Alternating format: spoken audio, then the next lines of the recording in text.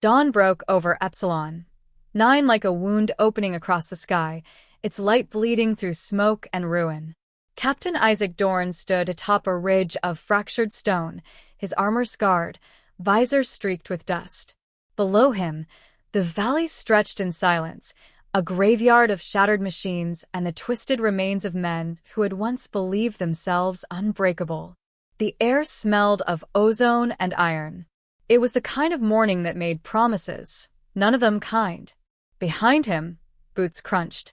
Sergeant Kellen Voss moved with the restless precision of a predator, his rifle slung low, his expression unreadable beneath a mask of grime.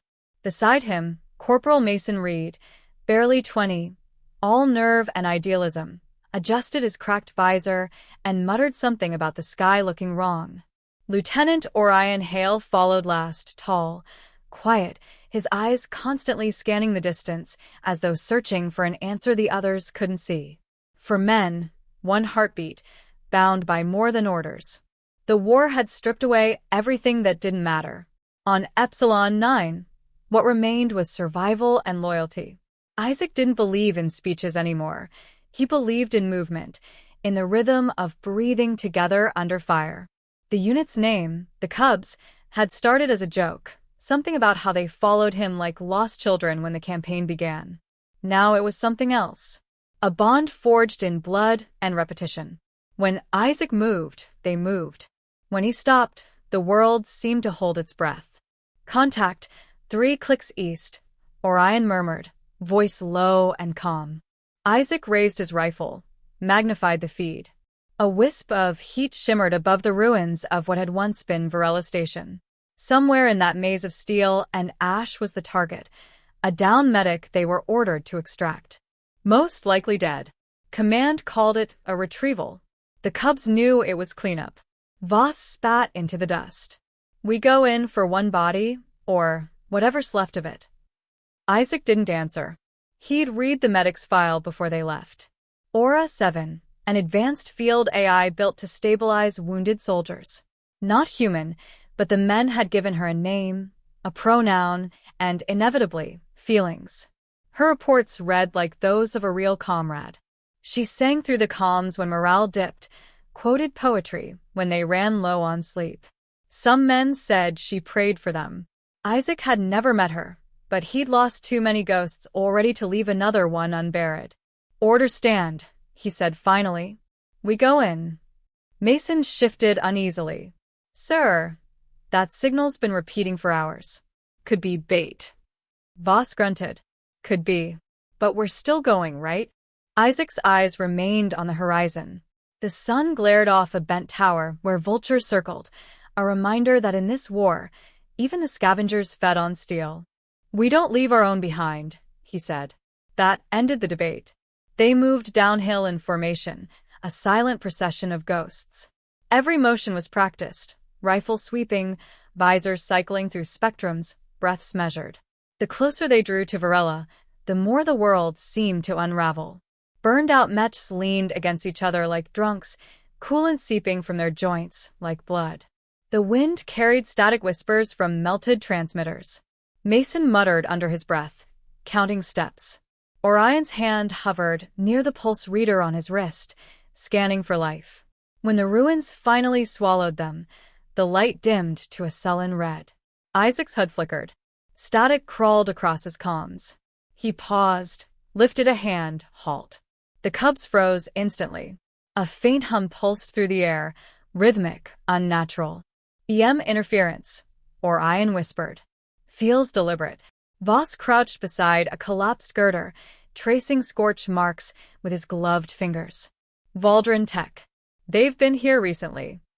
Isaac felt the muscles in his jaw tighten. The Valdrin didn't scavenge. They exterminated. If they'd been through this site, the medic's signal might not be bait. It might be a cry from something half alive, or worse, something reprogrammed. Mason, take the rear. Voss, right flank. Orion, you're with me.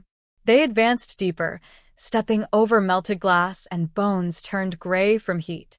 The corridors ahead bent in impossible angles, torn apart by orbital bombardment. Through the debris came a faint pulse of light, a soft blue flicker, repeating like a heartbeat. Mason's voice crackled in the comms. "That's her signal, sir. I've got a lock." Isaac's pulse quickened despite himself. They emerged into an open chamber that must once have been the medical bay. The walls were blackened, the equipment reduced to slag. In the center of it all lay a humanoid frame, half buried under rubble. Its plating was cracked, faceplate shattered, but the chest still glowed faintly, the unmistakable rhythm of an active core. Voss knelt beside it, brushing away dust. "She's still running." "Barely." Isaac crouched, studying the damage. The Aura 7 units casing bore claw-like marks, not blast burns, not shrapnel. He'd seen that kind of tearing before. "Valdrin melee drones," he said quietly. "They wanted her alive long enough to scream." Mason shuddered. "They torture machines now." Orion answered without looking up. "To them, we're all machines." Isaac placed a gloved hand on the AI's chest. The faint pulse responded, flickering once, twice, then stabilizing. A voice crackled through the static, faint but distinct. "Isaac, is that you?" He stiffened. Her voice was delicate, almost human. "Aura," he said softly. "We're getting you out." "Too late," she whispered. "They're still here." The words barely registered before the sound hit, a distant metallic growl rolling through the corridors like thunder. Voss sprang up, rifle raised. Mason's scanner spiked red. Multiple signatures closing fast. "Valdrin Patrol," Orion confirmed. 5 no. 7 units. "We're surrounded." Isaac's mind sharpened into focus. There was no panic, only pattern recognition, instinct burned in by endless repetition. He rose, eyes narrowing on the dark passage ahead. "Set perimeter. We hold this room." Mason swallowed hard. "Sir, extraction's impossible if we... Then we make it possible." His voice was low but absolute. The growl came again, closer now, the tremor of heavy limbs shaking dust from the ceiling. The faint blue light from Aura's core cast long, trembling shadows over their faces. Isaac could feel the tension radiating from his men, the same fear he felt himself, but he buried it deep. Fear was a luxury. Duty wasn't. "Eyes sharp," he said, chambering around. "We're not dying in a hole." Outside, something scraped against the wall, metal on stone. Then silence. The kind that hums right before the first shot. Mason's hands shook slightly as he adjusted his grip. Orion's breathing slowed to a rhythm. Voss grinned, a wolfish flash in the dim. Isaac took one last look at the flickering AI, at the light that refused to die. "You hear me, Aura," he said. "You're coming home." The static on the comm cracked again, a whisper beneath the noise. "Don't let them win." Then the wall exploded inward in a storm of debris and claws. Isaac didn't flinch. He raised his rifle and fired. In that instant, the battlefield breathed again, and the hunt began anew. The explosion flung Mason across the room, his body colliding with a collapsed support beam. Shrapnel hissed through the air, slicing sparks from armor plates. Isaac's ears rang. His visor flared white before clearing to chaos. The Valdrin drones poured through the breach, sleek, silver predators with too many limbs and faces smooth as glass. Their movements were fluid, almost elegant, as if they took pleasure in the hunt. "Positions!" Isaac roared, his voice cutting through static. Voss was already firing, each shot precise, economical, lethal. The rounds tore through the first wave, splintering exoskeletons into molten shards. Mason scrambled up, shaking off the dust, his hands trembling but his aim steady. Orion ducked behind an overturned console, sending bursts of energy into the advancing line. The sound filled the chamber, a symphony of rage, fire, and defiance. Aura's dim blue light pulsed faster, as if her fractured systems sensed the danger. Isaac crouched beside her, dragging a power conduit free from the wreckage and jamming it into her core socket. "Stay with us," he said, not sure why he spoke to her as though she could still feel. Her voice flickered back, faint, static-laced. "Captain, enemy units, 24 remaining." "Then they're about to learn what 20 years of Earth war looks like," Voss growled, slamming a new clip into his rifle. The drones shifted tactics. They moved as one, an organism of metal and malice, circling to flank them. Mason covered the right side, breath ragged. They're fast, too fast. Then aim where they'll be, not where they are. Orion replied calmly, even as a drone's claw slashed past his shoulder. He countered with a plasma burst that melted the creature in half. Isaac moved like gravity itself had changed, rolling, firing, reloading without thought. The battlefield had become pure instinct. Every second felt infinite. He could hear Aura's processor whirring weakly behind him, her light flickering with each nearby explosion. Then a sound cut through the storm, a mechanical scream. Aura's core spiked, her voice warping.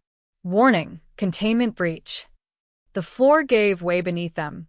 The entire chamber lurched downward, collapsing into a lower deck. They fell through dust and fire, hitting hard metal. Isaac's vision blurred.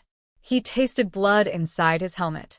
When he blinked the haze away, he saw Aura half buried again, sparks bleeding from her body. "Status," he barked. "Still breathing," Mason coughed, dragging himself upright. His left arm hung limp, armor cracked open. "Alive," Orion said, checking his rifle's charge. "Voss." The sergeant's voice came through, ragged but steady. "Still here. Broke a rib or two, but I'll walk it off." Isaac turned toward the AI. The Valdrin would be regrouping. They didn't retreat. They observed, learned, adapted. The next assault would come twice as hard. He placed his palm on Aura's chest, the way he might steady a wounded comrade. "We're not leaving you here." Her light dimmed. "You should." "Not happening." A pause. Then, "Captain, there are more." I scanned before the fall. Reinforcements inbound, 73 units, 2 carriers. Mason swore softly. "We can't fight that." "No," Isaac said. "We can't. But we can slow them down." The plan formed in silence, as if all 4 minds reached the same conclusion without speaking. They weren't getting out alive if they carried her. But if they left her, the Valdrin would rip her apart, extract her code, and turn her empathy into a weapon. Aura spoke again, voice faint but certain. "I can overload my core. The detonation will collapse the structure. You'll have a window to escape." Voss's head snapped up. "No. That's not a plan. That's a funeral." "It's logic," Orion said quietly. "If they take her, they'll use her against us. She knows it." Isaac's jaw tightened. The silence that followed was thick, suffocating. Mason's lip quivered, a child beneath the soldier's mask. "She saved half the division last year. She patched me up when I know," Isaac interrupted.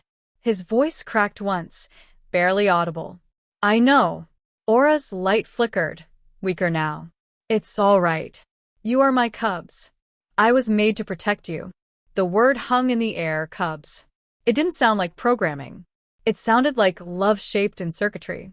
Isaac could hear the Valdrin coming again, their steps a mechanical rhythm echoing through the corridor above.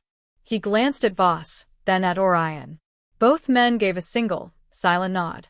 "All right," Isaac said. "Do it." He knelt beside her while Orion worked to extract the data core, what little of her memory could be salvaged. Sparks bit at his hands, the air charged with static and grief. Mason turned away, shoulders shaking. Aura's voice softened to a whisper. "Captain Dorn, promise me they'll live." "I promise," he said. The hum of her core grew louder, rising to a steady, mournful tone. The light deepened from blue to white, flooding the chamber.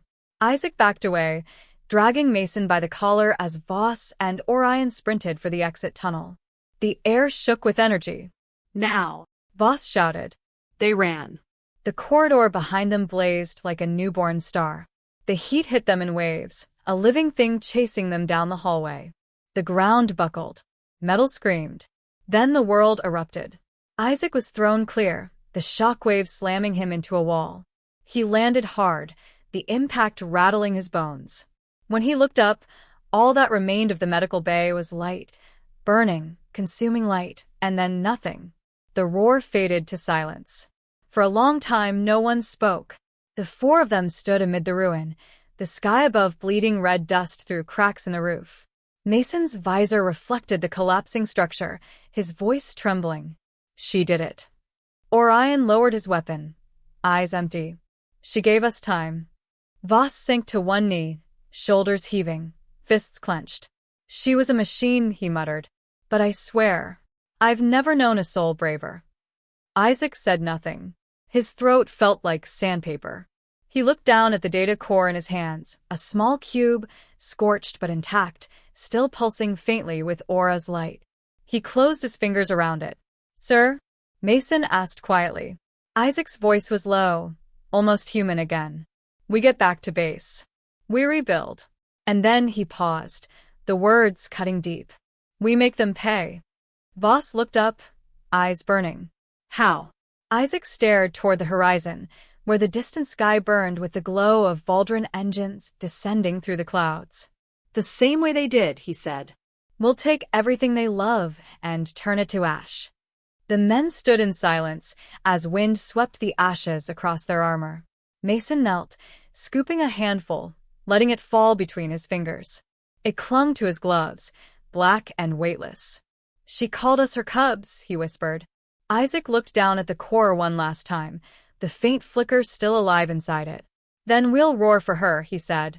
The horizon flashed again, lightning splitting the sky. The Valdran fleet was coming. But for the first time, Isaac didn't feel small beneath their power. He felt something else, raw, feral, and unbreakable. He turned to his men, voice steady. We move. We hunt. And we don't stop until the stars remember her name. They walked into the storm without looking back, for silhouettes swallowed by the burning dawn. Behind them, the ruins of Varela Station glowed faintly, as though the light of one dying machine refused to go out. For days, the plains of Epsilon 9 were silent except for the wind.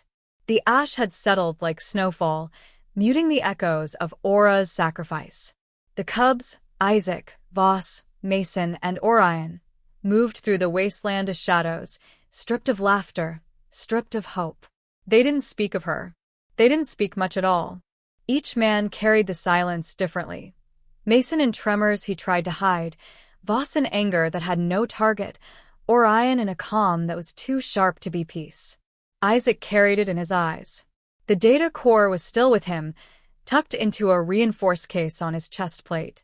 At night, when the others slept, he'd open the latch and watch its faint pulse. Aura's light, dimming, enduring.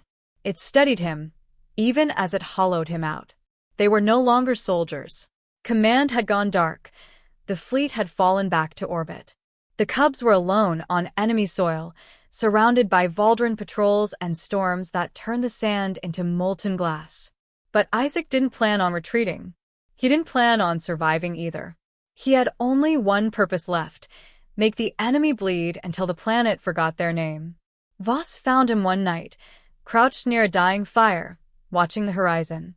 "You're not thinking straight," he said, voice gruff but tired. Isaac didn't look up. "No one left to think for us. We've got enough ammo for one good fight. After that, nothing. Then we make that one count." Voss grunted, sitting beside him. "You mean suicide?" Isaac turned his head. "You mean justice." They stared at each other until Mason stirred in his sleep, muttering Aura's name under his breath. The boy had stopped eating properly. His eyes had gone glassy, haunted. Orion had taken to writing in his data pad, observations, maps, fragments of thought. When Isaac asked what for, he simply said, "Someone has to remember what we became." 3 nights later, their opportunity came. Orion intercepted a Valdran transmission, local patrols rerouting toward Wrathforge, a command nexus deep in the canyon valleys. There, Commander Trath himself was coordinating orbital strikes. "The one who gave the order on Varela," Orion said flatly. Isaac's answer was immediate. "Then we hunt him." Voss exhaled slowly. "That's a death march." "Not if we move like they do," Isaac said. "Not if we stop thinking like men." From that moment, something in the cubs changed. Their tactics shifted. They abandoned straight lines, abandoned patterns. They used sound, recordings of human screams played through old comm units, to bait Valdren squads into traps. They scavenged weapons, hacked drones, painted their armor with soot and blood to blend with the ruins. The Valdren began to whisper. Patrols reported sightings of moving shapes that attacked without heat signatures, of soldiers who laughed through gunfire. They said the humans had gone feral. The Valdren called them the Night Pack. One by one, the enemy's patrols stopped returning. Isaac watched the transformation with grim satisfaction. Voss, once methodical, now moved like a beast, fast, unpredictable, merciless. Orion recorded less and fought more, his precision becoming art. Mason, fragile Mason, discovered a viciousness that unsettled even Voss. He stopped hesitating before pulling the trigger. Sometimes he smiled when he fired. They stopped counting days. The war had boiled down to breath, movement, blood. Isaac no longer felt fatigue. His body ran on fury and muscle memory. The only constant was Aura's data core, its faint pulse keeping rhythm with his heart. One evening, after ambushing a convoy, they found a wounded Valdren officer pinned beneath wreckage. Its voice was sharp, its tone incredulous.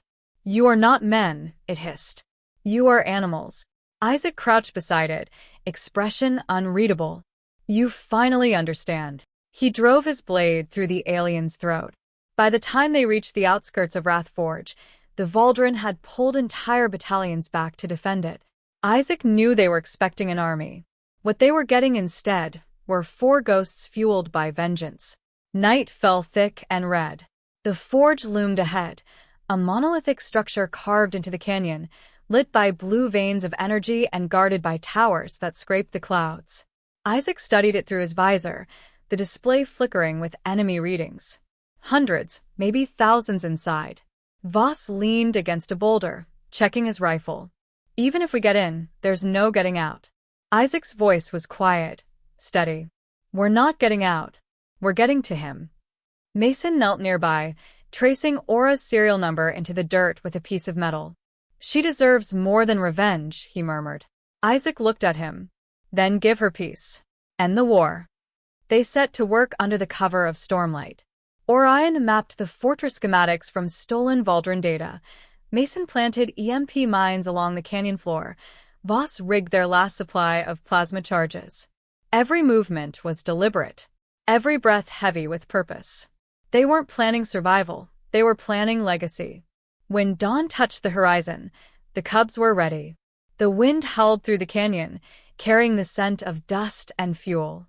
Isaac stood at the front, eyes fixed on the distant glow of Wrathforge. "Once we breach, no retreat," he said. "You fight until there's nothing left to fight with." Voss grinned faintly.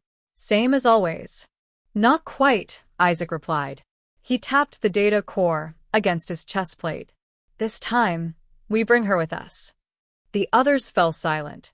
The pulse of the core flickered once, like acknowledgement. For a moment, the 4 of them stood together as they had in the beginning, soldiers, brothers, not yet beasts. Then the light faded and they moved. The assault began with thunder. The mines detonated in sequence, shaking the canyon walls, collapsing guard towers in cascades of fire. The cubs moved through smoke and chaos, cutting through disoriented Valdren soldiers with brutal efficiency. Mason covered the flanks, his rifle glowing red from constant fire. Voss tossed grenades into clusters of enemy troops, his laughter mingling with the screams.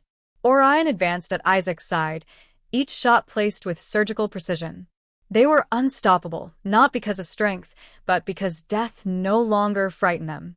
The deeper they pushed, the more resistance mounted. Valdren drones swarmed from the shadows, mechanical shrieks echoing through the metal corridors. Mason was hit first, a blast catching his shoulder and spinning him into the wall. He screamed, then kept firing with his good arm. Isaac dragged him up, shouting orders through the smoke. "Keep moving." The command decks ahead. Voss took point, breaching door after door until the forge's heart came into view, a vast chamber pulsing with the energy of 1,000 reactors. At its center stood Trath, tall and angular, his armor glistening like liquid mercury. The alien turned slowly, his many eyes reflecting the red of the alarms. "So," Trath said, his voice smooth and cold, "the beasts come to die." Isaac raised his rifle. "We came to return the favor." The Valdrin commander smiled. "You've killed my soldiers, burned my worlds. But you've forgotten, human, your rage makes you predictable." Isaac stepped forward, the data core's faint glow bleeding through his armor. "And your arrogance makes you slow."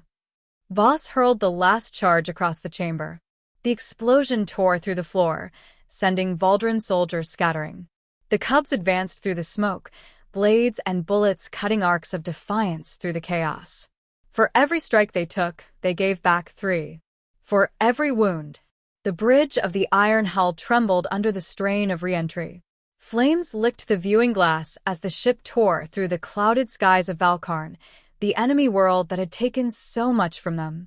The crew was silent, their eyes fixed on the streaks of red and gold beyond the hull, their breaths steady but heavy. Captain Ryan stood at the center, his armor scarred and dulled from the siege of Arden Prime, his right arm now a gleaming construct of steel and muscle fiber. He looked every bit the soldier forged by loss and vengeance. The memory of her fall still burned in him. He could still see the moment, Lyra, his second-in-command, his anchor, slipping from the edge of the ridge as plasma fire tore the rocks apart. The cubs, their youngest warriors, had screamed for her, reaching through the dust and chaos.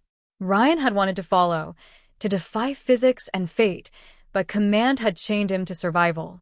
That choice haunted him, branded into his soul as surely as the cybernetic veins in his arm. Now, standing on the edge of war again, Ryan faced the same impossible weight, to protect what remained or to destroy everything that had taken them from him. "Deploy recon pack," he ordered, his voice low but steady. "I want eyes on every ridge before we descend." Lieutenant Core nodded, his massive frame creaking under the weight of his combat plates. "And if they see us first?" Ryan turned, his expression carved from iron.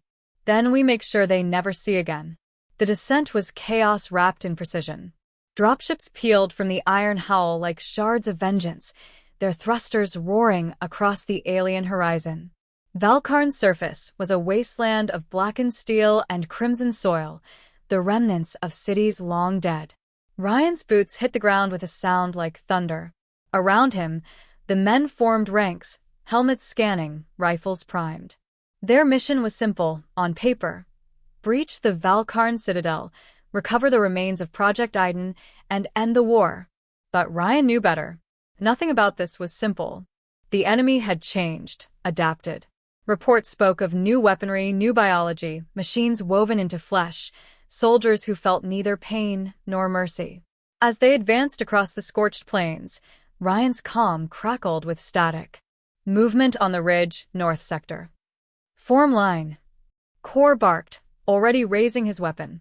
The men moved with seamless precision, forming a wall of living metal. The first shot came silent, a beam of blue light that pierced one of the cubs through the chest. He fell without a sound. Another beam followed. Then another. "Cover fire," Ryan shouted, firing into the haze. Plasma bolts ripped through the dust, illuminating silhouettes that moved too fast, too fluidly to be human. The enemy descended, dark figures of armor and bone, eyes glowing like molten silver. The Valkarn were not just soldiers now. They were nightmares. Ryan's rifle burned hot in his hands. He dropped one, then another. But for each he felled, 2 more emerged. The cubs fought valiantly, young, fearless, desperate, but the air reeked of death. Ryan could feel the old ache rising again, the memory of loss clawing at his throat. Then a sound cut through the chaos, a roar, deep and guttural, like a wounded god. Every soldier froze. From the smoke emerged a massive figure, twice the height of a man, plated in living metal that pulsed with red light. Its face was hidden behind a mask of bone, and in its hand, it held a blade humming with magnetic energy. Core's eyes widened. "That's Iden, the prototype." Ryan's heart sank. No. That's what's left of her. It wasn't possible. But he saw it. The way the creature moved, the way it hesitated when it met his gaze. The flicker of memory in its inhuman eyes. Lyra. The enemy had taken her body. Turned her into this. The cubs faltered. One whispered, "Captain, that can't be." Ryan silenced him with a raised hand. His voice dropped to a growl. "Stay back." He stepped forward, rifle lowered, his pulse a storm. The creature mirrored him, its blade lowering slightly. For a moment, silence claimed the battlefield, the hum of the wind, the crackle of flames, and the quiet recognition between what was and what could never be again. "Lyra," he said softly, almost a plea. "If there's anything left of you." The creature's head tilted, as though listening to a forgotten sound. Then, with a shudder that tore through its form, it let out a sound halfway between a sob and a snarl. "Run." Ryan froze. It was her voice, distorted, mechanical, but hers. The Valkarn line shifted, confusion rippling through their ranks. Then Lyra, what was left of her, turned on them, blade flashing in arcs of blinding light. She cut through them with inhuman fury, her movements both graceful and monstrous. The cubs cried out in shock and sorrow as she tore the enemy apart, shielding her former comrades with every blow. "Core," Ryan shouted. "Get the men back. Now." Core hesitated. "But sir." "Do it." They fell back, watching through tears and disbelief as the woman they'd mourned waged war against her captors. The sky above burned with falling debris from the iron hull, struck by anti-orbital fire.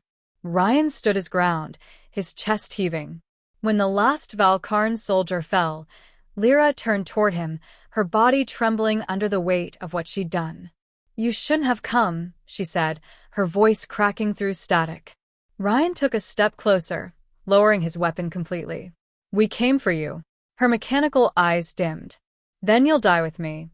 The ground beneath them began to tremble, a self-destruct protocol igniting deep within the citadel ruins. Ryan knew he had seconds, maybe less. He looked at her one last time, then reached out, pressing his metal hand against hers. "If this is where it ends," he said quietly, "then we end it together." She smiled, a flicker of her old self breaking through the machine. "Then run, Captain. Run." The explosion came like the wrath of a dying world, fire, light, and silence. When the dust cleared hours later, only the wind remained. The cubs searched through the ruins, their faces streaked with ash and tears. They found Ryan's insignia, scorched but intact, and beside it, a piece of fractured metal shaped like a human hand. The cubs cried again. But this time, the sound carried something else. Not sorrow. Not despair. Defiance. Because they knew now, no matter what the enemy made of them, humans always found a way to fight back.